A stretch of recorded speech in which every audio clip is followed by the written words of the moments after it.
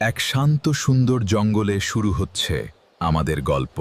বানর আর সিংহের বুদ্ধির খেলা। জঙ্গলের রাজা সিংহ একদিন খুব ক্ষুধার্ত আমি ছিল। খুব ক্ষুধার্ত, আজ কিছু একটা শিকার করতেই হবে। খাবারের খোঁজে বেরিয়ে একটা গাছের নিচে বসে থাকা এক বানরকে দেখল। এই ফলগুলো দারুণ। সিংহ গর্জে উঠল, এই বানর, আজ তুমি আমার শিকার। বানর ভয় পেলেও মাথা ঠান্ডা রাখল। সে বলল, মহারাজ, আমাকে খাওয়ার আগে একটা খবর শুনবেন। সিংহ অবাক হয়ে বলল, খবর তাড়াতাড়ি বল।